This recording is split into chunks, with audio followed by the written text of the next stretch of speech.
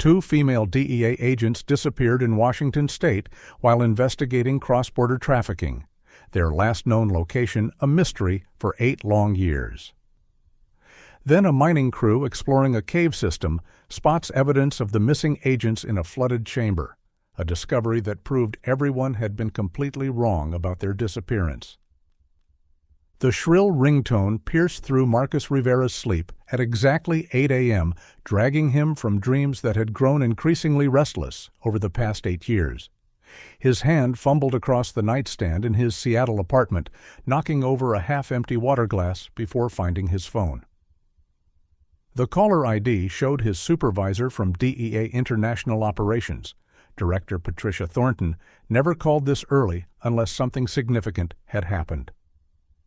"Rivera," he answered, his voice still thick with sleep. "Marcus, I need you to sit down if you're not already." Director Thornton's voice carried an unusual gravity that immediately cleared the fog from his mind. "We've had a development in Elena's case." His sister's name hit him like a physical blow. 8 years of unanswered questions, 8 years of wondering whether she was dead or alive, 8 years of guilt for not being there when she needed him most. Marcus gripped the phone tighter, his knuckles white against the black case. Carl Hendricks and his mining crew were conducting routine mineral surveys in an abandoned shaft system near the Canadian border, Thornton continued. They discovered a white Ford F-150 through a natural skylight opening in the cave ceiling. "Marcus, the VIN matches Elena's missing vehicle." The room seemed to tilt. Marcus forced himself to breathe, to process what he was hearing. "The truck, it's definitely theirs?" "Field verification confirms it. The vehicle appears to have fallen or been pushed through the opening above, landing in a partially flooded cavern below. I'm sending you the coordinates now. Local forensics is already on scene, but I wanted you to hear it from me first." Marcus was already pulling on his clothes, the phone wedged between his shoulder and ear. "How long has it been down there?" "Any signs of—" He couldn't finish the sentence. "That's one of the concerning aspects," Thornton said carefully. Despite supposedly being submerged for 8 years, the preliminary report indicates surprisingly minimal rust or water damage. The forensics team leader believes it may have been placed there much more recently than the original disappearance date. The implications sent a chill down Marcus's spine. If the truck had been moved recently, it meant someone had been covering their tracks all these years. Someone who might still be out there. He threw his DEA jacket over his shoulder holster, grabbing his credentials and car keys. "I'm heading there now." "Marcus, I know this is personal, but you need to maintain professional distance. We're treating this as a potential crime scene, not just a recovery operation." "Understood." But they both knew he was lying. Nothing about Elena's disappearance could ever be just professional for him. The drive north took him through increasingly dense Washington forest, the urban sprawl of Seattle giving way to towering evergreens and winding mountain roads. Marcus had driven this route countless times in the months after Elena and her partner Sarah Collins vanished, following every lead, checking every reported sighting. They had been investigating suspected smuggling routes along the border, focusing on corridors used to move drugs and people between British Columbia and Washington state. Their last check-in had been routine, just another surveillance operation in a career full of them. The GPS led him to a gravel access road that hadn't existed 8 years ago, probably cut by the mining company for their survey work. Orange cones and DEA vehicles marked the makeshift command center established at the cave entrance. The scene buzzed with activity. Forensics teams in white coveralls, local law enforcement maintaining a perimeter, and the grim efficiency of professionals who dealt with death regularly. Marcus parked and approached the lead forensics investigator, a woman in her 50s with sharp eyes behind safety glasses. She introduced herself as Dr. Sarah Lindstrom. "Agent Rivera, I was told to expect you," she said, her voice carrying a mix of professionalism and sympathy. "I want to prepare you for what we've found." They walked toward a tent that had been erected near the cave entrance, passing evidence markers and photography equipment. Inside, 3 body bags lay on examination tables, each tagged with preliminary identification numbers. "We've recovered 3 bodies from the cave so far," Dr. Lindstrom explained. "Using field identification procedures, we've confirmed one victim as Agent Sarah Collins through dental records and her DEA badge, which was still on her person." Marcus felt his throat constrict. Sarah had been Elena's partner for 3 years, a decorated agent with a young daughter at home. Cause of death? Dr. Lindstrom led him to a laptop showing digital X-rays. This is where it becomes clearly criminal. Agent Collins shows evidence of blunt force trauma to the skull, injuries inconsistent with a vehicle accident or fall. The pattern suggests deliberate strikes with a heavy object. This shifts our entire investigation from missing persons to homicide. The other 2 bodies? Both female, significantly decomposed. No matches in missing persons databases yet. We're running DNA and checking with Canadian authorities as well. She paused, studying Marcus's face. "Agent Rivera, I need to be clear about something. We've thoroughly searched the vehicle and immediate cave area. Agent Elena Rivera's body is not among those we've recovered." The words hit him with a mixture of relief and renewed dread. If Elena wasn't in the cave with Sarah and the truck, what had happened to her? Had she escaped initially, only to meet her end elsewhere? Or, and this thought chilled him more than any other, had she been taken alive? Dr. Lindstrom showed him the truck through the cave opening, using powerful spotlights to illuminate the cavern below. The white F-150 sat partially submerged, its DEA marking still visible despite the murky water. Seeing it brought back memories of Elena proudly showing off her new assigned vehicle, joking about finally getting a truck that could handle the rough terrain of Border Patrol. "The minimal water damage is puzzling," Dr. Lindstrom continued. "This cave system floods seasonally. If the truck had been here 8 years, we'd expect significantly more deterioration. Our preliminary assessment suggests it's been here 6 months at most." Marcus scanned the recovery manifest one more time, hoping he'd missed something, that Elena's name would appear somewhere on the list. But she remained absent, a ghost who had left behind only questions and a partner's body as evidence of violence. "We're expanding the search grid," Dr. Lindstrom assured him. "If there are other remains in connected cave systems, we'll find them." But Marcus knew from 8 years of searching that some people didn't want to be found, and some secrets were worth killing to keep buried. He stared at the cave opening, wondering if Elena had looked up through that same skylight in her final moments, or if her story had continued beyond this dark hole in the earth. Either way, Sarah Collins' murder proved one thing. His sister and her partner hadn't simply gotten lost or had an accident. They had been targeted, and their killer had gone to great lengths to hide the evidence. The Cascade Ridge Motel sat like a relic from another era, its faded neon sign flickering intermittently in the gray afternoon light. Marcus pulled into the gravel parking lot just after noon, his body heavy with exhaustion that went beyond physical fatigue. The emotional toll of seeing Sarah Collins' body, of confronting the violent reality of what had happened to his sister's partner, pressed down on him like a physical weight. Director Thornton had been firm on the phone. "Take the mandatory rest period, Marcus. 4 hours minimum. That's not a request." DEA protocol existed for a reason. Agents who were emotionally compromised made mistakes, missed crucial details, got themselves or others killed. He knew she was right, but every moment away from the investigation felt like a betrayal of Elena's memory. The motel room smelled of industrial cleaner and old carpet, a combination that somehow made the space feel even more isolated. Marcus set his service weapon on the nightstand with careful precision, followed by the stack of case files he'd grabbed from his vehicle. 8 years of reports, witness statements, and dead-end leads that he'd read so many times he could recite them from memory. His hands trembled as he unscrewed the cap from a water bottle. The tremor had nothing to do with the cool mountain air or lack of food. It was pure adrenaline crash mixed with grief. Seeing that truck in the cave, knowing Sarah had died violently while Elena remained missing, had shattered the small comfort he'd built around uncertainty. For 8 years, he could tell himself they might have simply disappeared, started new lives somewhere. Now that delusion was impossible. He had just removed his jacket, hanging it over the chair by the window, when a firm knock interrupted his solitude. 3 measured raps, authoritative, official. Through the peephole, he saw a uniformed officer, tall and broad-shouldered, with graying hair visible beneath his campaign hat. Marcus opened the door, keeping his body positioned to block view of his weapon on the nightstand. "Can I help you?" "Agent Rivera?"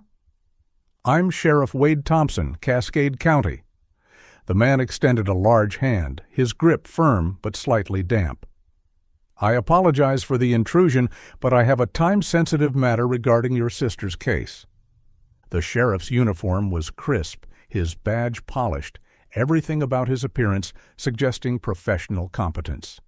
Yet something in his pale blue eyes seemed off, a nervousness that didn't match his authoritative bearing. "Come in, Sheriff." Marcus stepped aside, noting how Thompson's gaze immediately swept the room, lingering on the case files and weapon. Thompson removed his hat, revealing a receding hairline dark with perspiration despite the cool October weather. "I'll get straight to the point.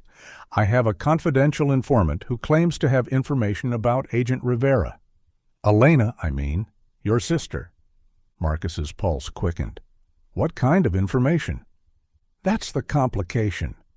Thompson shifted his weight, his hand unconsciously moving toward his service weapon before dropping to his side.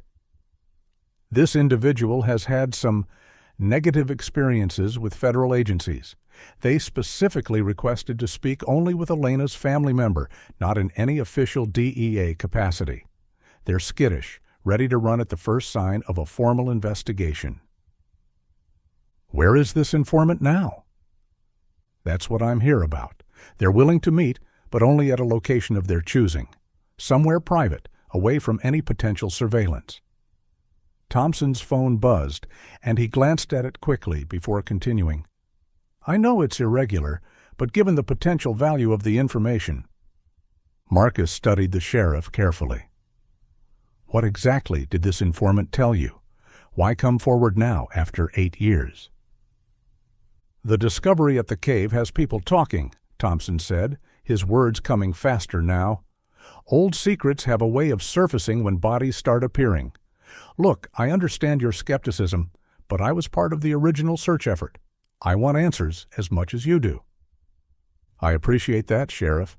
Tell me, what evidence was recovered today? I was only there briefly." Thompson leaned forward, his interest sharpening. "That's what I was hoping you could tell me. My department's been kept out of the loop, federal jurisdiction and all. Were all 3 bodies identified? Any personal effects recovered?" "2 of the victims remain unidentified. Sarah Collins was confirmed through dental records." "And the vehicle?" Thompson pressed. "I heard something about it being surprisingly well preserved. The forensics team must have mentioned their timeline estimates?" Warning bells rang in Marcus's mind. The sheriff's questions were too specific, too focused on evidence details rather than the victims. "They're still processing the scene. Why do you ask?" "Just trying to understand the full picture." Thompson wiped his forehead with the back of his hand. "And Elena? Was her body among those recovered?" There it was. A flash of something in Thompson's eyes when Marcus shook his head. Relief?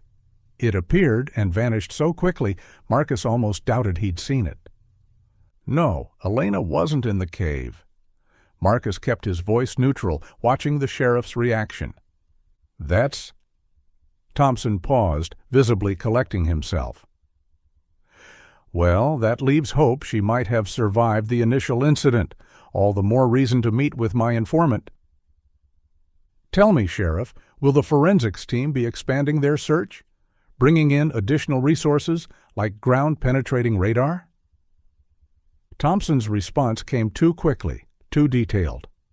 Standard procedure would involve systematic grid expansion, cadaver dogs, GPR units for the surrounding area.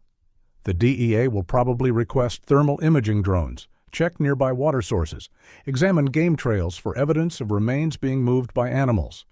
They'll want to search at least a 5-mile radius from the primary scene. Marcus nodded slowly. Few county sheriffs could outline DEA evidence procedures with such precision. You seem very familiar with federal investigation protocols. I've worked with your agency before, Thompson said, but his eyes darted away. Cross-border jurisdiction issues, mostly. We need to coordinate resources, make sure we're not duplicating efforts. Of course. Marcus stood, a clear signal the conversation was ending. I'll need to clear any meeting with my supervisor first. Time is a factor here, Thompson insisted, rising as well. My informant won't wait long. They're scared, Agent Rivera. Whatever they know, it's had them looking over their shoulder for 8 years. Give me 2 hours. I'll contact you through official channels. Thompson's jaw tightened, but he nodded. 2 hours. After that, I can't guarantee they'll still be willing to talk. He moved toward the door, then paused. Agent Rivera, I know what it's like to lose someone. I had a sister, too. Died in a car accident when she was 23. The not knowing, that would be even worse. The words rang hollow, a performance that didn't quite reach Thompson's eyes. Marcus maintained his expression of gratitude until the door closed, then immediately moved to the window. He watched Thompson sit in his patrol car for several minutes, making what appeared to be a heated phone call before finally driving away. Every instinct Marcus had developed in 15 years with the DEA screamed danger. Thompson's specific questions, his detailed knowledge, the convenient appearance of an informant just hours after the bodies were discovered. It all formed a pattern too suspicious to ignore. But if there was even a chance the sheriff had real information about Elena, Marcus couldn't dismiss it entirely. He picked up his phone to call Director Thornton, then hesitated. Official channels meant official responses, and Thompson would be notified immediately of any federal inquiry. If the sheriff was involved somehow, alerting him would only give him time to cover his tracks. Marcus retrieved his service weapon, checking the magazine before holstering it. Whatever Thompson's real agenda, one thing was clear. The sheriff knew more about Elena's disappearance than any uninvolved local lawman should, and his barely concealed relief at learning Elena's body wasn't in the cave suggested that knowledge was worth protecting. The DEA field office occupied the 15th floor of a federal building in downtown Seattle, its windows offering a panoramic view of Elliott Bay that Marcus barely noticed as he badged through security at 2 p.m. His mind churned with the implications of Thompson's visit, replaying every micro-expression, every too-specific question, every moment of barely concealed relief when he learned Elena's body hadn't been found. The archive room hummed with the white noise of climate control systems designed to preserve decades of case files. Marcus pulled up the digital records first, his fingers flying across the keyboard as he accessed the original missing persons report, the one he'd filed himself 8 years ago when Elena failed to check in after 48 hours. Reading his own words brought back the raw panic of those first days, the gradual shift from concern to desperation as hours became days, became weeks. But it was Sheriff Thompson's contributions to the investigation that drew his attention now. The sheriff had filed his first report at 7:23 a.m. the morning after Elena and Sarah disappeared, remarkably detailed for someone who claimed to have been off duty the previous night. Marcus read through Thompson's assessment with fresh eyes, his suspicions crystallizing with each paragraph.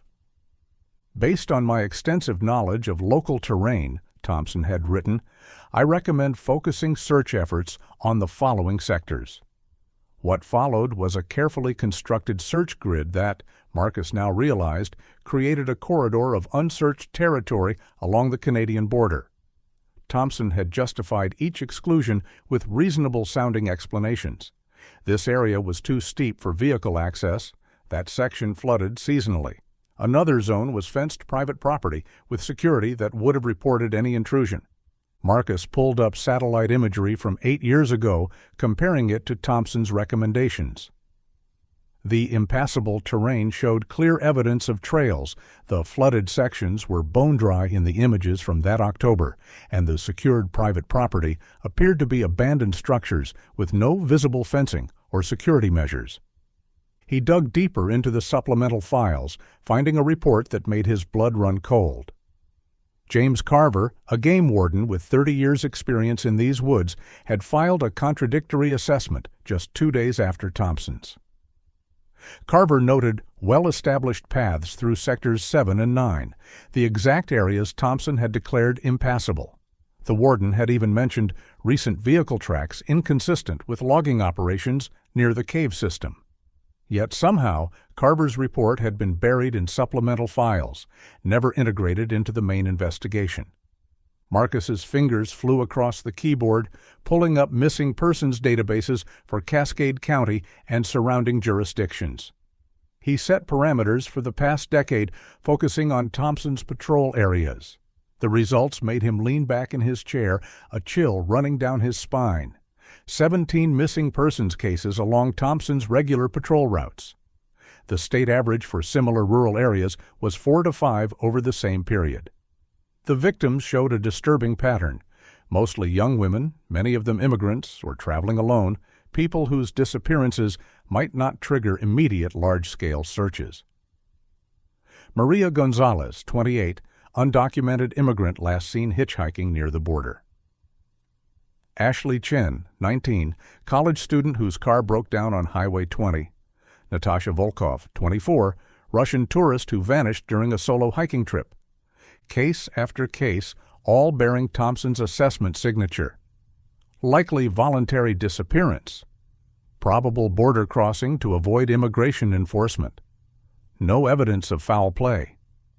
The sheriff had effectively shut down deeper investigations with his authoritative reports, and jurisdictional complexities meant federal agencies rarely second-guessed local law enforcement assessments. Marcus accessed the shared law enforcement database using his federal credentials to pull Thompson's duty logs from October 8 years ago. The official record showed routine patrols, nothing out of the ordinary. But when Marcus cross-referenced with fuel receipts from the county motor pool, a glaring discrepancy emerged. Thompson's logged patrols should have consumed approximately 80 miles worth of fuel. The receipts showed he'd burned through enough gas for 240 miles, triple the distance. Where had Thompson driven that night? The answer came from an unexpected source. Buried in the supplemental files of the original investigation, Marcus found raw cell tower data that had been collected but apparently never analyzed. In the chaos of a multi-agency search operation, it seemed no one had thought to check where Thompson's phone had been pinging. Marcus ran the data through mapping software, watching as Thompson's movements painted a damning picture.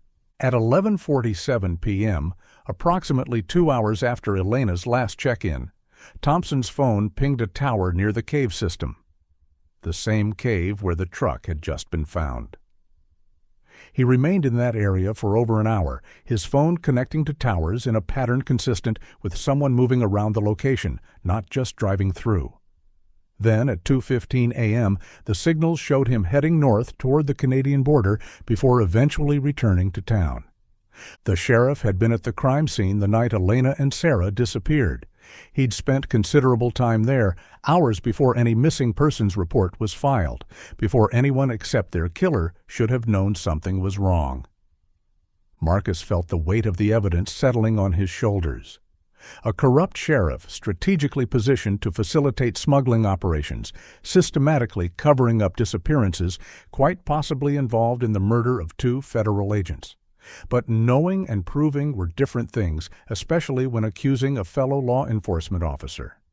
He understood with crystal clarity why he couldn't report this through official channels yet. The law enforcement community was tightly interconnected. Any inquiry into Thompson would trigger immediate alerts through the system. The sheriff would know within minutes that he was under investigation. Evidence would disappear, witnesses would vanish or recant, and any chance of finding out what really happened to Elena would evaporate.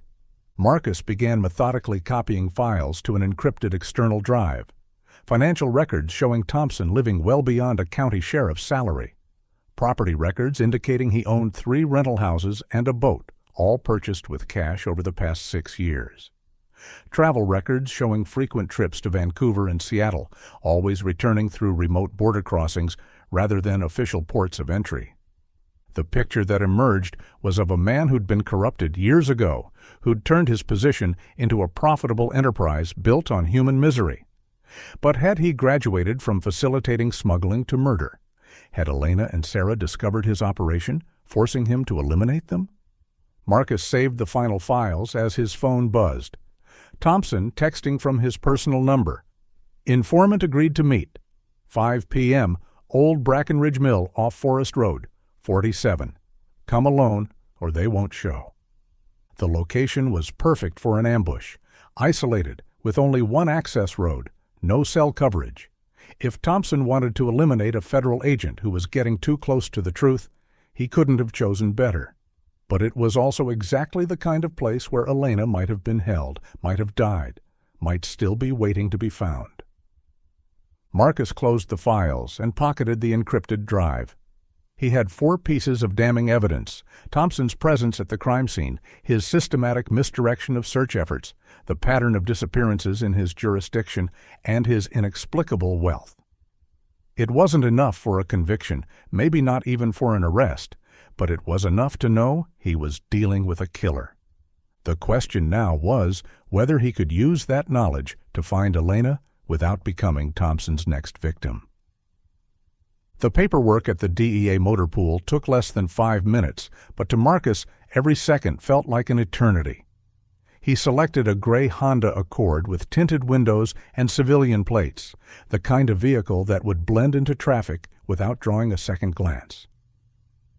His hands remained steady as he signed the checkout form, but his mind raced with the implications of what he'd discovered in the archives. At 3:25 p.m., Marcus positioned himself across from the Cascade County Sheriff's Office, engine running, air conditioning on low, to prevent the windows from fogging.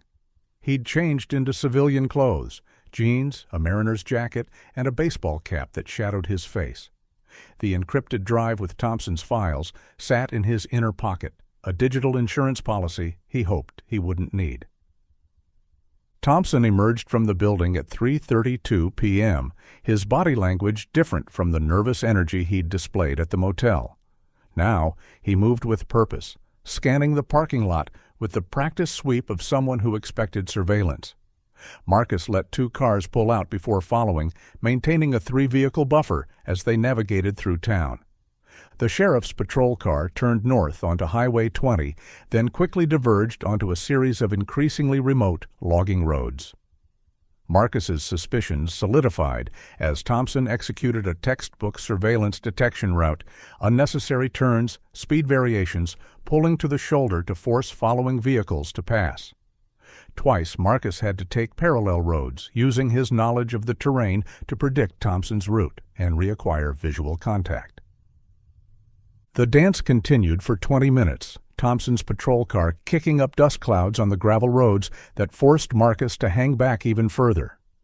The sheriff was heading toward the Canadian border into the same wilderness where Elena and Sarah had vanished. Dense stands of Douglas fir and western hemlock pressed close to the road, their shadows creating a premature twilight beneath the canopy. Thompson finally turned onto a rutted access road marked only by a rusted chain that had been recently cut.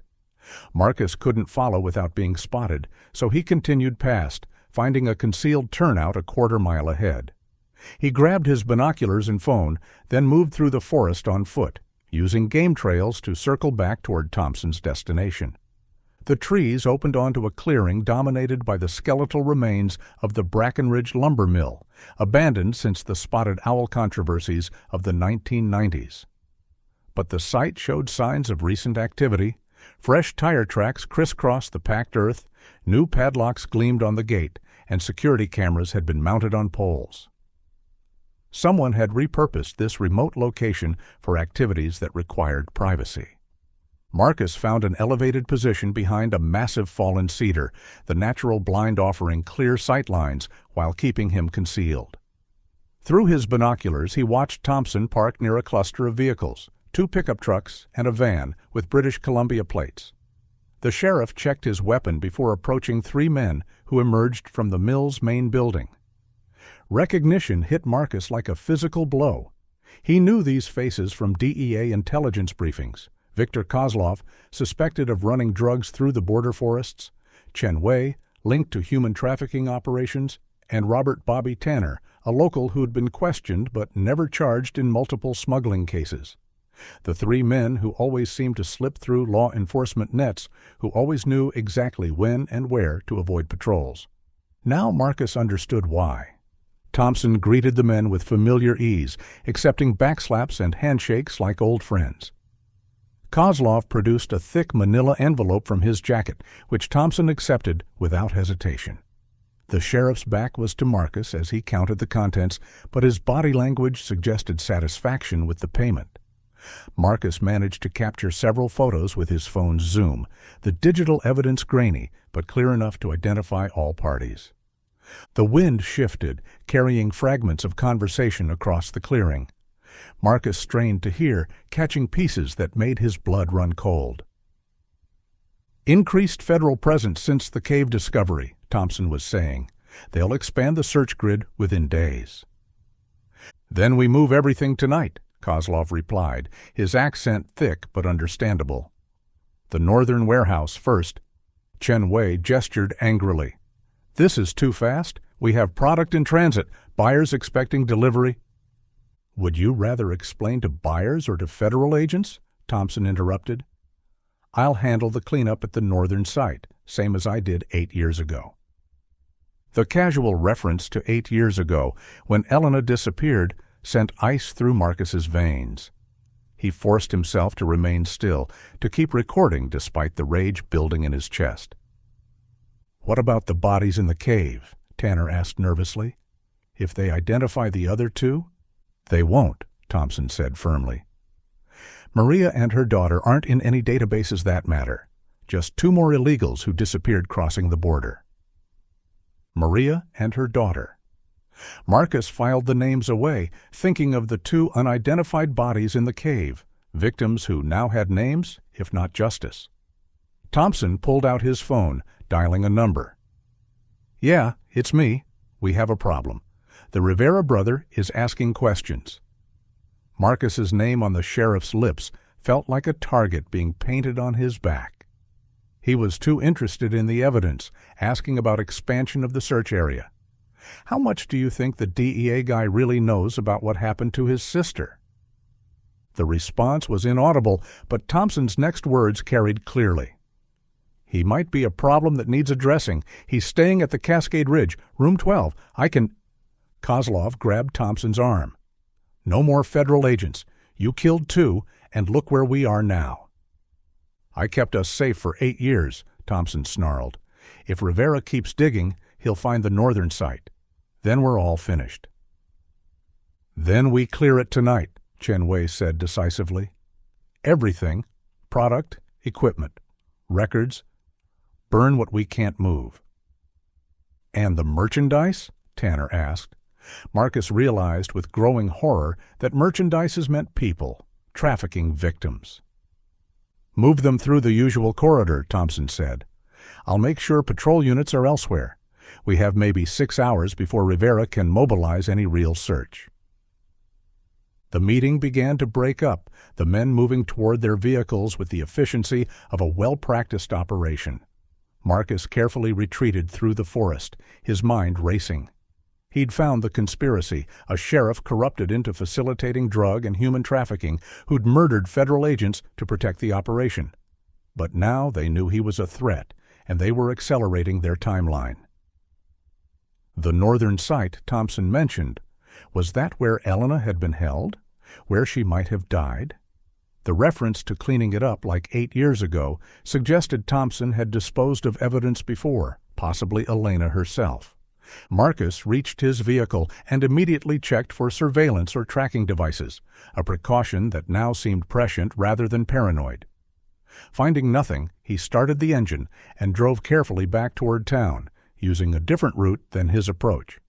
His phone showed no signal, as expected in these remote areas, preventing him from calling for backup. The dashboard clock read 4:47 p.m. Thompson had promised to meet him with an informant at 5 p.m., obviously a trap now. The sheriff would expect him to show up, would be waiting with his smuggling partners to eliminate another federal agent who'd gotten too close to the truth. But Marcus had evidence now: photos, names, locations. More importantly, he knew about the northern warehouse and the planned evacuation tonight. If trafficking victims were being held there, if evidence about Elena's fate existed at that site, he had only hours to act. The weight of his service weapon felt reassuring against his ribs, but Marcus knew he was outgunned and outnumbered. Thompson had the advantage of knowing the terrain, having allies, and operating outside the law. Marcus had only his training, his determination, and the hope that somewhere in that northern warehouse he might finally find answers about his sister's fate. Marcus's hands shook as he fumbled for his phone, still processing what he'd witnessed at the lumber mill. Agent David Chen answered on the second ring, his voice immediately sharpening at Marcus's tone. "David, I need backup at my location. Full tactical team, highest priority." "Marcus? What's your situation?" "Sheriff Wade Thompson is dirty. I've got photographic evidence of him meeting with known smugglers, taking payoffs. They mentioned Elena, David. They're planning to clear out a warehouse tonight, moving trafficking victims." "Jesus Christ, where are you exactly?" Marcus rattled off his GPS coordinates, adding, "I'm about 40 miles northeast of Cascade Ridge, near the old Brackenridge Mill." Thompson's still on site with 3 suspects: Victor Kozlov, Chen Wei, and Robert Tanner. "I know those names. We've been after them for years." Chen's voice carried the weight of understanding. "I can mobilize a team, but Marcus, you're in the middle of nowhere. It'll take at least an hour to reach you, maybe more." "An hour?" Marcus's heart sank. In an hour, evidence could be destroyed, victims moved, and any trace of Elena's fate erased forever. "That's pushing it hard. I'll scramble everyone available, but—" Chen paused. "Marcus, do not engage alone. You're outnumbered and outgunned." Through his binoculars, Marcus watched Thompson stride urgently toward his patrol vehicle. The sheriff's entire demeanor had changed. Gone was the calculated calm from the meeting. Now he moved with barely controlled panic, yanking open a concealed compartment behind the rear seat of his cruiser. "David, he's on the move. Thompson's pulling items from a hidden compartment." Marcus focused the binoculars, his breath catching as he cataloged what Thompson was extracting. Stacks of documents went into a duffel bag, followed by what looked like bundles of cash wrapped in plastic. Then came the weapons, a tactical shotgun, and what appeared to be an AR-15, both non-standard for a county sheriff. "He's got an exit strategy prepared," Marcus reported. "Documents, cash, heavy weapons. This isn't spontaneous. He's had a bug-out bag ready." "Which means he always knew this day might come," Chen said grimly. "Marcus, fall back. Wait for the team." But even as Chen spoke, Thompson's phone rang. Through the binoculars, Marcus watched the sheriff's face contort with rage. Thompson gestured wildly, shouting something inaudible, then slammed his phone against the patrol car's hood. Whatever news he'd received had shattered his composure entirely. Thompson threw the duffel bag into his vehicle and peeled out, gravel spraying as he accelerated down a Forest Service road, leading deeper into the wilderness. "He's running," Marcus said, already moving toward his Honda, "heading north on a service road, deeper into the forest." "Marcus, don't—" "David, he mentioned cleaning up a northern site like he did 8 years ago. He knows where Elena is. This might be my only chance." "God damn it!" Chen's frustration carried clearly through the phone. "Keep your phone on. I'll track your GPS as long as you have signal. The team will follow your trail." Marcus started the Honda, pulling onto the service road at a distance that would keep Thompson's dust cloud visible without revealing his pursuit. The sheriff was driving recklessly, taking curves at dangerous speeds, his patrol car's heavier frame swaying dangerously on the gravel surface. The route felt familiar, and Marcus realized why. Thompson was following the old smuggling trails he'd studied in the case files, paths that predated modern roads and led to remote border crossings. These were the same routes Elena and Sarah had been investigating 8 years ago. "He's heading toward the sectors he marked as impassable during the original search," Marcus reported to Chen. "The areas he steered us away from." "Those bastards," Chen muttered. "Update me every few minutes while you have signal." But as they climbed higher into the mountains, Marcus watched his phone's signal bars drop one by one.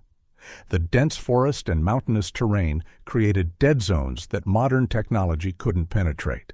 He managed one final update before losing connection entirely. "David, I'm on Forest Road 347, heading north toward grid reference." He rattled off the coordinates he'd memorized from the old search maps. "These are the areas Thompson declared thoroughly searched. If you lose me, start here." "Marcus!" Chen's voice crackled and died as the signal vanished. Now truly alone, Marcus continued his pursuit as the sun sank lower, painting the forest in deep oranges and shadows. Thompson's driving had become even more erratic, his patrol car fishtailing on loose gravel, branches scraping against its sides as he barely stayed on the narrow road. After another 15 minutes of winding through increasingly dense forest, Thompson's brake lights flared ahead. Marcus immediately killed his headlights, coasting to a stop behind a thick stand of pines. He grabbed his tactical flashlight and extra magazines, checking his service weapon one more time before exiting the vehicle. The forest felt alive with small sounds, wind through pine needles, distant bird calls, the crack of cooling metal from Thompson's engine.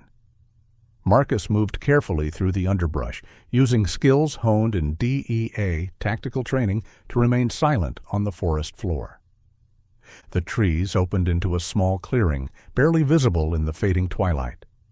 Thompson's patrol car sat askew, driver's door open, interior light creating a small pool of illumination. The sheriff himself stood 20 feet away at a patch of ground that looked different from the surrounding forest floor. The earth was slightly depressed, vegetation younger and sparser than the established growth around it. Thompson had retrieved a shovel from his trunk and was digging frantically, throwing soil aside with desperate energy. His voice carried in the still air a stream of panicked muttering. "Should have moved her years ago. Knew this would happen. Can't let them find this site. Evidence still here. Stupid to keep it so close." Marcus felt his heart constrict. Her.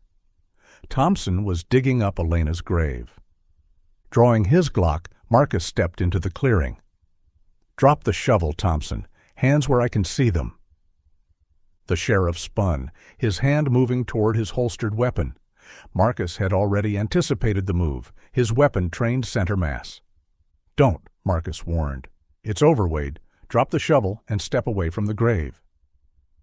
Thompson's face was streaked with sweat and dirt, his eyes wild in the dying light. But instead of complying, he laughed, a broken sound that held no humor. "The grave? You think this is her grave?" Thompson shook his head. "Jesus, Rivera, you really don't understand what your sister stumbled into." "Then explain it to me." Marcus kept his weapon steady, despite the tremor in his voice. "Tell me what happened to Elena." Thompson let the shovel fall but kept his hand near his weapon. "She was supposed to be routine surveillance, just another federal agent checking smuggling routes, filing reports no one would read. But Elena, she was too good at her job, too persistent." "Keep talking." Marcus could feel the weight of the moment, knowing he was finally about to learn the truth. "She found the transfer point by accident. We were moving a shipment, drugs, and girls, the usual run. Sarah Collins tried to call it in immediately, went for her radio. Thompson's voice turned cold. Kozlov shot her before she could say a word. Clean shot to the head. She died instantly. And Elena?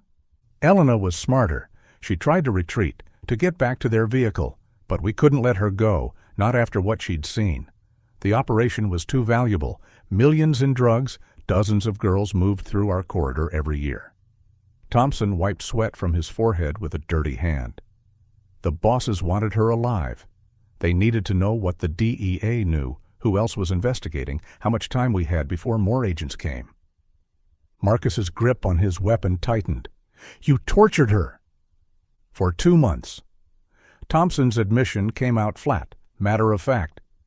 Kept her in a shipping container we'd converted into cells for the difficult merchandise.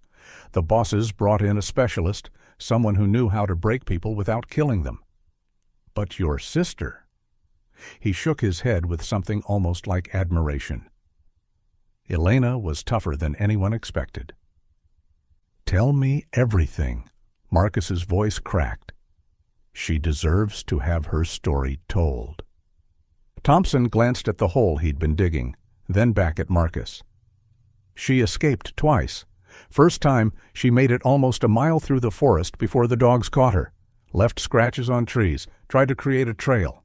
We had to move the entire operation after that, couldn't risk her markers being found." The sheriff's hand inched toward his weapon as he continued. "Second time, she actually managed to hide evidence. Photos, documents she'd stolen, a bloody piece of her shirt with a note. Buried it all in a cache she marked. That's what I'm digging up. Not her body, but her final fuck you to us. If the feds expand their search grid, they'll find it eventually." "Where is she, Thompson?" "Where's Elena's body?" "You want to know how she died?" Thompson's desperation morphed into cruelty. "When she finally broke, after weeks of interrogation, you know what information she gave us? Badge numbers from 5 years ago, outdated radio frequencies, patrol schedules that had changed 3 times since her capture. She played us, fed us worthless intel to buy time, hoping someone would find her." Marcus heard engines in the distance, still faint but growing closer. Thompson heard them too, his panic returning. "We realized she'd never give us anything useful. The specialist wanted to sell her, said she'd bring good money in certain markets, federal agent as a trophy, but she'd seen too many faces, knew too much. So I handled it myself." Thompson's voice dropped. "1 shot, back of the head. Same as her partner. She died brave, if that matters. Never begged, never stopped fighting." "Where is her body?" Marcus demanded, his vision blurring with tears he couldn't afford to shed yet. Thompson smiled coldly. "Where do you think? We had a crematorium for problems like her. No body, no evidence, no closure for families who ask too many questions. Your sister is dead, Rivera? Has been for 8 years." The sound of approaching vehicles grew louder. Thompson's hand moved for his weapon, using Marcus's moment of grief as a distraction. But the forest around them suddenly came alive with movement. 2 men emerged from the trees. Marcus recognized them from the mill, armed with rifles and moving to flank him. "Drop the weapon, Fed," one commanded. Marcus tried to swing his Glock toward the new threat, but a rifle butt caught him in the temple. Stars exploded across his vision as he fell to his knees. His weapon was kicked away as hands roughly searched him, taking his phone, wallet, and backup magazine. Through blurred vision, Marcus saw Thompson standing over him, his service weapon drawn. "You should have left this alone, Rivera. You could have lived with uncertainty. Now you'll die just like your sister did, fighting for nothing, saving no one." The darkness rushing up to meet Marcus felt almost merciful compared to the weight of Thompson's revelations. Elena had suffered for 2 months, had fought and planned and tried to leave evidence, had died alone, cremated to ash, erased from the world except in the memories of her killers. As consciousness faded, Marcus heard Thompson organizing the men, preparing to move him somewhere else for disposal. But he also heard something else, engines growing louder, closer than Thompson realized. Chen's team following his trail, racing against time just as Marcus had. The last thing he registered before darkness claimed him was Thompson's curse of recognition, the sheriff finally understanding that Marcus hadn't come alone after all. Consciousness returned in waves, each one bringing fresh pain from the rifle strike to Marcus's temple. The world swayed and bounced, accompanied by the rumble of an engine and the smell of motor oil and fear sweat. He was in the back of a van, hands zip-tied behind him, shoulder pressed against cold metal flooring that vibrated with every pothole. Through his clearing vision, Marcus could make out two other figures, the men who'd ambushed him in the clearing. They sat on wheel wells, rifles across their laps, discussing logistics in a mixture of English and Russian. Despite the throbbing in his skull, Marcus forced himself to focus, to observe, to remember. His DEA training kicked in even through the pain. Memorize everything, survive now, testify later. The van took a sharp left turn, and through the windshield Marcus glimpsed a rusted water tower, its faded letters reading Cascade Lumber Company. Another turn revealed a bridge over a creek, the old wooden structure groaning under the van's weight. 20 minutes of careful observation gave him a mental map of landmarks. A burned-out gas station, a distinctive rock formation, a cell tower on a distant ridge.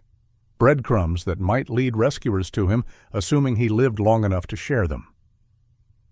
The warehouse complex materialized from the forest like a cancer of corrugated metal and broken concrete. What had once been a thriving lumber processing facility now served a darker purpose. Fresh tire tracks crisscrossed older ones in the dirt. Security cameras on new posts covered every approach. The windows were painted black from the inside, and Marcus noticed air conditioning units, unusual for an abandoned building but necessary for storing certain drugs and keeping human cargo from suffocating. They dragged him from the van, his legs unsteady from the head injury. The main warehouse door opened to reveal a scene from Marcus's worst nightmares. The acrid stench hit first, human waste, unwashed bodies, fear sweat, and something chemical underneath it all. Industrial lighting illuminated a space divided by chain-link fencing into makeshift cells. Each cage held multiple victims, mostly young women and teenage girls, some barely older than children. They huddled together on thin mattresses, many showing bruises, torn clothing, the hollow-eyed look of those who'd learned that screaming brought only punishment. "Madre de Dios," one girl whispered, pressing against the fencing as they dragged Marcus past. Others shrank back, conditioned to fear any new arrival as a potential customer or tormentor. Along the far wall, Marcus counted at least 50 kilos of what looked like heroin in vacuum-sealed packages, plus boxes marked with pharmaceutical symbols that likely contained fentanyl. A sophisticated drug packaging station occupied one corner, complete with industrial presses and scales. This wasn't just human trafficking, it was a full-spectrum criminal enterprise where human beings were just another commodity to be bought, sold, and discarded. Thompson was already there, engaged in heated discussion with a man Marcus recognized as Viktor Kozlov. The Russian gestured angrily at Marcus, his accented English carrying across the warehouse. "This is insane, Thompson." "A federal agent? You bring federal agent here?" "We had no choice," Thompson shot back. "He was at the burial site. He knows about Elena Rivera, about the whole operation." "Then we kill him now, dump body across border. Let Canadians deal with it." "Wait." A new voice interrupted. Chen Wei emerged from an office area, his expression calculating. "First we find out what he knows, who he told. If DEA team is coming, we need to know how much time we have." Marcus was shoved into a reinforced storage room, little more than a closet with a heavy door. His phone, weapon, badge, and wallet were stripped away, tossed carelessly onto a desk outside. They left his hands zip-tied, apparently confident that the door and guard would be sufficient. Through the door's small window, Marcus could see them arguing. Thompson wanted to execute him immediately and flee. Kozlov worried about their merchandise. Moving dozens of victims across the border would take hours. Chen Wei seemed focused on extracting information, mentioning something about enhanced interrogation that made Marcus's blood run cold. The guard they posted outside looked barely 20, nervous sweat beading his forehead as he clutched an AK-47 knockoff. Marcus watched him through the window, noting how he kept checking his phone, how his attention wandered to the activity in the main warehouse where others were preparing vehicles and victims for transport. Time was critical. Chen's team would reach the burial site, find Thompson's abandoned car and signs of struggle, but without GPS coordinates, they'd have to search dozens of possible locations. The young guard stepped away, called to help load victims into a transport truck. This was Marcus's chance. The storage room had metal shelving units, and Marcus found what he needed, a bracket with a sharp edge where the paint had chipped away. He worked his zip ties against it, feeling plastic bite into his wrists, blood making his hands slippery. The pain was excruciating but necessary. After 5 minutes of sawing, the ties finally parted. Marcus quickly scanned the room for weapons, but found only cleaning supplies and old paperwork. Through the window, he could see the guard's jacket hanging on a chair, his phone visible in the pocket. The main warehouse bustled with activity as traffickers prepared for evacuation, their attention focused on logistics rather than their prisoner. Moving silently, Marcus eased the door open. The jacket was 3 feet away. He grabbed the phone, powered it on, and dialed Chen's number from memory. 1 ring, 2.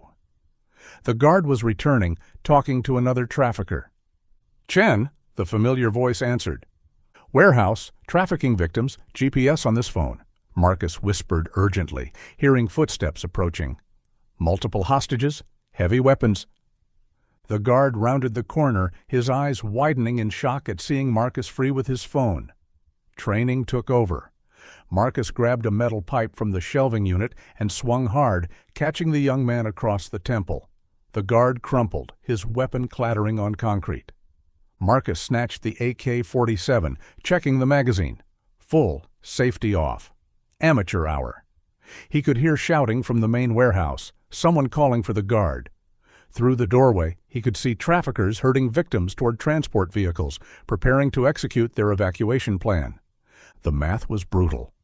1 federal agent with a borrowed weapon against at least 6 armed traffickers, with dozens of innocent lives in the balance. But Marcus also heard something else, distant but growing closer. Engines. Multiple vehicles approaching fast without sirens. Chen's tactical team running dark and silent. A trafficker appeared in the doorway, reaching for his sidearm. Marcus fired a controlled burst, dropping him before ducking back into cover. The warehouse erupted in shouts and movement. "Federal agent!" Marcus yelled. "Drop your weapons!" The response was automatic weapons fire that shredded the doorframe above his head. But his announcement had the intended effect: pandemonium. Some traffickers ran for exits, others took defensive positions, and crucially, they stopped loading victims into vehicles. Marcus moved toward the cages, keeping low. A teenage girl, maybe 16, was pressed against the chain link, tears streaming down her face. "Por favor, ayúdanos," she begged. "Stay down," Marcus ordered in Spanish. "Help is coming. Everyone get low, away from the walls." Thompson's voice boomed across the warehouse. "Rivera, you just signed their death warrants. We'll kill every witness before your backup arrives." Marcus saw Kozlov moving toward the cages with his rifle raised, ready to execute the witnesses. Without hesitation, Marcus broke cover, firing as he moved. His burst caught Kozlov in the shoulder, spinning him around. Return fire forced Marcus behind a concrete pillar, chips of cement stinging his face. The warehouse's main door exploded inward. DEA, federal agents. The tactical team poured in, weapons trained, moving with practiced precision. The traffickers, caught between Marcus and the team, made desperate choices. Some surrendered immediately, dropping weapons and raising hands. Others chose to fight. The air filled with cordite and thunder. Marcus stayed low, trying to cover the victim's area.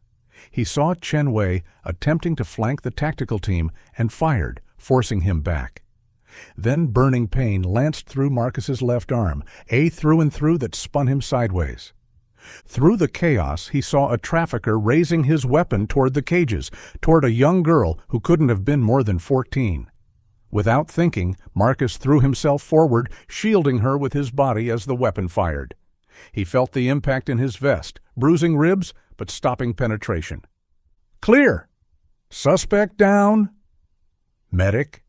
The tactical team's calls indicated the fight was ending. Marcus stayed positioned over the girl until he heard Chen's voice directly above him. "Jesus, Marcus, you're hit!" "The victims?" Marcus gasped, rolling aside. "Check the victims first." The girl he'd shielded was sobbing, clutching his good hand with both of hers, whispering "gracias" over and over. Around them, federal agents were cutting locks, opening cages, calling for additional medical support. The warehouse that had been a chamber of horrors was transforming into a rescue operation. Thompson was on the ground in cuffs, blood seeping from a leg wound. Kozlov was unconscious, being treated by medics. Chen Wei hadn't survived the firefight. In total, 3 traffickers were dead, 4 in custody. More importantly, Marcus counted 32 victims being led to safety, 32 lives that would continue because Elena's investigation, even in death, had finally borne fruit. As a medic worked on his arm, Marcus watched the victims being wrapped in blankets, given water, treated with the dignity they'd been denied. Some were looking around in disbelief, unable to process that their nightmare was ending. Others wept with relief or sat in shocked silence. "This is just one site," Thompson said from where he lay, his voice bitter. "You have no idea how deep this goes. How many more?" "Then you'd better start talking," Chen interrupted, standing over him, "because your only chance at avoiding a death sentence is full cooperation." Marcus closed his eyes, letting the medic work. They'd saved these victims, stopped this operation, but Elena was still gone. Still, he could almost hear his sister's voice in the warehouse, see her fierce determination in the rescued girl's surviving eyes. She would have been proud of this moment even if she couldn't share it. The warehouse resembled a battlefield triage center, paramedics moving between victims with practice deficiency while federal agents processed the scene. Marcus sat on the tailgate of an ambulance, grimacing as a medic cleaned and bandaged his arm wound. The bullet had passed clean through the tricep, painful but not debilitating. Around him, rescued victims were being treated, interviewed, comforted. Some would be reunited with families who'd given up hope. Others had no one to return to, their lives forever altered by the horror they'd endured. "Sir, we really need to transport you for proper treatment," the paramedic insisted, preparing an IV line. "You've lost blood, possible concussion from the head trauma." "No." Marcus's voice came out raw, broken. "Not yet." Chen approached, understanding written on his face. He'd coordinated enough operations to recognize when an agent needed closure more than medical care. "The forensics team is mobilizing to return to the burial site. Dr. Lindstrom is already en route with ground-penetrating radar. Thompson said she wasn't there, said they cremated her." The words tasted like ash in Marcus's mouth. "Thompson says a lot of things," Chen replied gently, "but he was digging for something. Let's find out what—" The paramedic looked between them, frustration evident. Chen negotiated a compromise. Field medics would accompany them. Marcus would accept basic treatment during transport, and he'd submit to full examination after the site investigation. It wasn't ideal, but it was better than watching Marcus try to drive himself with one functioning arm and a concussion. The convoy moved through the darkness. Tactical vehicles, forensics vans, ambulances carrying the most traumatized victims to hospitals. Thompson rode in an armored transport, his leg wound treated, his rights read, his career and freedom conclusively ended. 2 other surviving traffickers were separated into different vehicles to prevent coordination of stories. Marcus rode with Chen, a medic monitoring his vitals while he stared out at the dark forest. Every mile brought them closer to answers he both craved and dreaded. The clearing looked different in the harsh illumination of portable spotlights. Thompson's patrol car remained where he'd abandoned it, the half-dug hole, a dark wound in the earth. Dr. Lindstrom was already directing the setup of equipment, her team moving with careful precision. "Agent Rivera, you should be in a hospital." "After," Marcus said simply. "Please." She nodded, understanding the weight of the moment. "We're detecting metallic objects approximately 4 feet down, consistent with tactical gear. The soil disturbance pattern suggests burial approximately 8 years ago. Not cremated, not destroyed." Thompson had lied about that final detail, perhaps the only mercy in a night of revelations. Marcus watched, supported by Chen, as the forensics team began careful excavation. Layer by layer, the earth gave up its secrets. The first discovery was a tactical vest, DEA letters still visible despite years underground. Then, with infinite care, the remains of Special Agent Elena Rivera were revealed to the night air. Marcus fell to his knees beside the grave, his injured arm forgotten, tears flowing freely as he looked upon what remained of his sister. "Elena," he whispered, reaching out with his good hand, but not quite touching. "I'm sorry it took so long. I'm so sorry." Dr. Lindstrom crouched beside him, her professional demeanor softened by compassion. "The skeletal evidence confirms prolonged captivity, healed fractures consistent with torture, defensive wounds on the hands. But Marcus, look here." She indicated marks on the ribs. "Single gunshot wound to the back of the head, it would have been instantaneous." A small mercy in an ocean of cruelty. When they finally decided to kill her, at least it had been quick. Chen's phone buzzed. "Thompson's talking, says he wants to make a deal." "No deals," Marcus said harshly. "He's offering locations of other burial sites, names of corrupted officials, the full network. The prosecutor will make that call, not us." Chen paused. "But Marcus, he's also explaining about Elena, about what she hid." The excavation continued, and beneath Elena's remains they found what Thompson had been desperate to recover, a plastic-wrapped bundle preserved against the elements.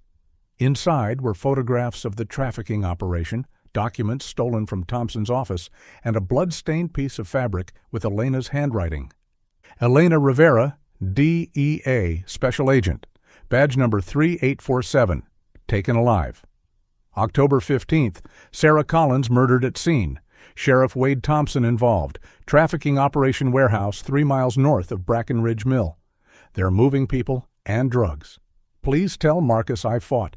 Tell him I never gave them anything real. Tell him I'm sorry." Marcus clutched the note, his sister's last words breaking something inside him. She'd apologized. After enduring 2 months of torture, maintaining operational security, gathering evidence even while captive, she'd apologized. As if she'd failed somehow, as if her extraordinary courage wasn't enough. "She saved them," Marcus said, looking at the note, then at the lights of ambulances carrying victims to safety. 32 people are alive tonight because she never gave up. Thompson's full confession came over the next hours, delivered from his hospital bed as part of a desperate attempt to avoid the death penalty. The trafficking ring had operated for over a decade, moving drugs south and people north, using law enforcement intelligence to avoid detection. Thompson had been recruited early, his gambling debts making him vulnerable to corruption. Elena Rivera was never supposed to be there, Thompson admitted to federal prosecutors. She'd deviated from her assigned patrol route, following a hunch, found our transfer site by accident. Collins went for her radio immediately. Kozlov didn't hesitate, but Rivera, she tried to retreat, to de-escalate, professional to the end. The interrogation revealed the full scope. 2 other corrupted officials in Border Patrol, a network of safe houses, routes that shifted based on law enforcement patterns Thompson provided. The 2 unidentified bodies in the cave were confirmed as Maria Gonzalez and her 9-year-old daughter Anna, who died from intentional overdoses when they'd tried to escape during transport. "We dumped the truck 6 months ago," Thompson explained. Original hiding spot was being developed, construction crews getting too close. Figured the cave would hold it until we could destroy it properly. 5 additional burial sites were revealed, each containing victims who'd resisted or become liabilities. Families who'd waited years for news would finally have answers, bodies to bury, some measure of closure. As dawn broke over the forest, Elena's remains were carefully removed for proper burial. Marcus stood vigil throughout, speaking quietly to his sister, updating her on their parents, on the lives she'd saved, on how her sacrifice had meaning. The medics periodically checked his vitals, concerned about shock and blood loss, but understood this vigil was as necessary as any medical treatment. "You ready?" Chen asked gently as the coroner's van prepared to depart. Marcus took one last look at the clearing where his sister had been hidden for 8 years, where she'd used her final moments of control to hide evidence that would eventually destroy her killers, where Thompson had thought darkness and earth could bury truth forever. "She fought," Marcus said, Elena's note carefully folded in his pocket. "Even at the end, even when she knew she would die, she fought to leave something behind, to save others." He finally accepted the paramedics' ministrations, letting them guide him to an ambulance. As they drove toward the hospital, Marcus watched the sun rise over the Washington forest, painting the trees in gold and shadow. Somewhere behind them, crime scene tape marked places of horror. Ahead, 32 survivors were beginning their journey back to lives interrupted. Elena was gone, had been gone for 8 years. But her determination to protect and serve had outlived her body, had waited buried in dirt and darkness until her little brother could finish what she'd started. Thompson would die in prison. The trafficking network was shattered. Lives were saved. It wasn't justice. Nothing could be after what Elena endured. But it was resolution. It was truth, finally dragged into light. It was the best Marcus could do with the time he'd been given that his sister had not.